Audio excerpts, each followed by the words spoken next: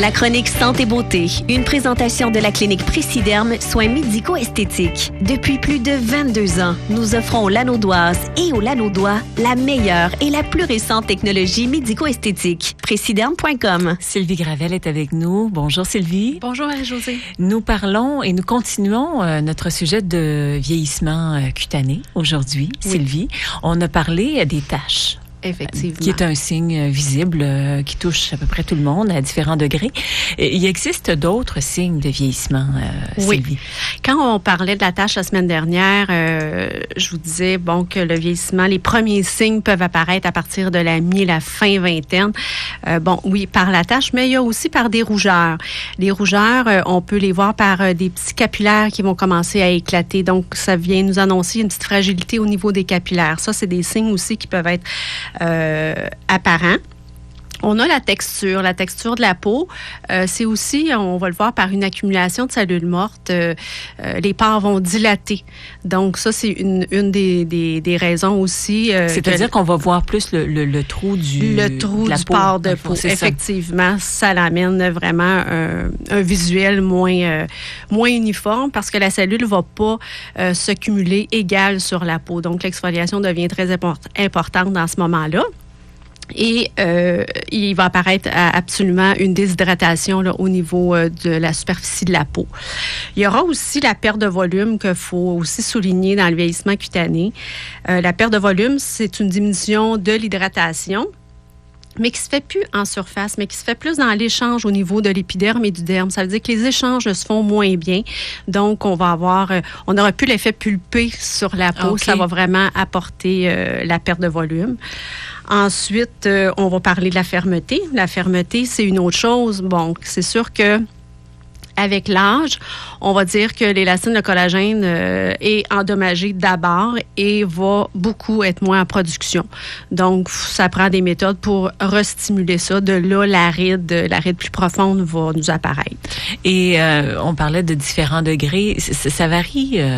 Qu'est-ce qui fait varier, justement, le fait que moi, à la même âge qu'une autre personne, j'en ai plus, j'en ai moins?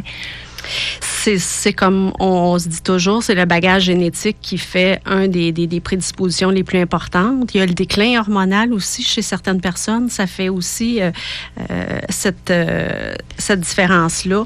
Il y aura les habitudes de vie de chacun. Les stress, quand on dit les habitudes de vie, ça peut être les stress, ça peut être les carences, autant vitamines, alimentaires.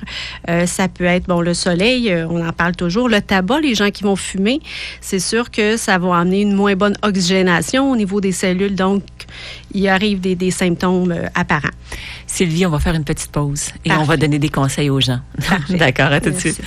On parle de beauté et de vieillissement cutané aujourd'hui avec Sylvie Gravel de Préciderme. On se disait quels étaient ces signes-là, Sylvie. Maintenant, il y a des conseils qu'on peut prodiguer qui sont faciles à appliquer ou moins faciles. Effectivement, tout dépendant un petit peu du cas qui est là.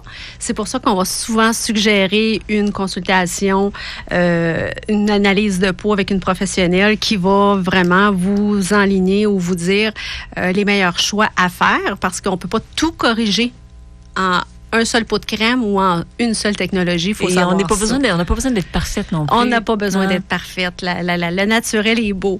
Donc, comme je disais, l'analyse de peau. Et il faut penser aussi que même si on commence quelque chose, que ce soit une cure, que ce soit un pot de crème ou peu importe, les saisons changent, notre peau change. Donc, il faut s'adapter vraiment à chacune des saisons avec le besoin qu'on a parce qu'il y a des ressentis qui vont être différents, des symptômes qui vont devenir apparents qu'ils ne l'étaient pas. D'autres qui vont être effacés par la technologie ou peu importe.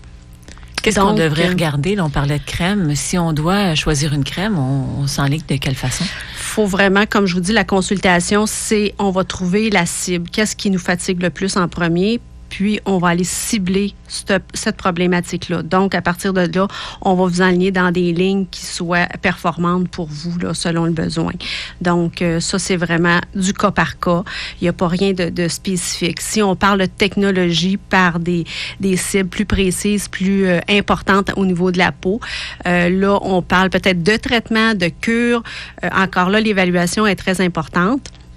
Et quand on commence des cures en photo-rajeunissement, il faut se dire qu'on est équipé toujours en photo parce que c'est important de prendre la photo avant et la photo à la suite du traitement. Quand on corrige des imperfections, souvent, le changement se fait pas du jour au lendemain.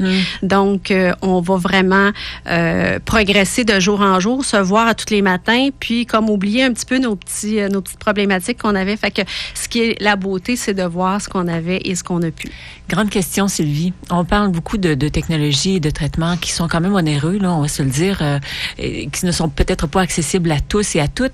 Est-ce qu'il y a moyen, par des trucs, de faire attention ou de faire quelque chose qui va faire une différence, mais qui coûte moins peut-être qu'un produit, là, qu'une technologie très avancée? Il y a des choses, mais on va parler de prévention à ce moment-là. Donc, c'est sûr que si on n'a pas commencé avant à se protéger du soleil, à hydrater notre peau, c'est clair qu'il y aura des symptômes qui vont apparaître. Fait que ça, c'est de la prévention, c'est des petites choses, des petites choses de base que, bon, se démaquiller, s'exfolier, d'être bien hydraté, se protéger du soleil, c'est vraiment la ligne de base qu'il faut faire pour pas avoir des symptômes qui vont apparaître. La prévention, hein? Oui, la prévention, c'est que ça. Exact. Effectivement. Puis c'est sûr qu'après, ben là, quand le symptôme est arrivé, on va dans le correctif. Ça, c'est autre chose. Fait que là, on va parler de toutes les technologies, qui soient la microdermabrasion, qui soit le IPL. Le photorajeunissement, c'est vraiment fait par le IPL. Qu'est-ce qu'on apporte? C'est un stress à la peau, en fait, qui va venir redire à la peau, OK, on se met en action, okay, on se met à travailler, effectivement, parce que l'âge, on ne l'arrêtera pas le temps. On pourra en parler de ça, de microdermabrasion au cours des prochaines semaines, oui, et de plein d'autres sujets. Les différences d'exfoliation, qu'est-ce qu'il y a sur le marché, ce sera une chose intéressante à vous donner. Merci beaucoup, Sylvie. Ça me fait plaisir. La chronique Santé Beauté vous a été présentée par la clinique Préciderme, soins médico-esthétiques, pour qui le recours à la meilleure technologie n'est pas un luxe, car les soins esthétiques font partie intégrante d'une meilleure santé. La vôtre. Préciderme.com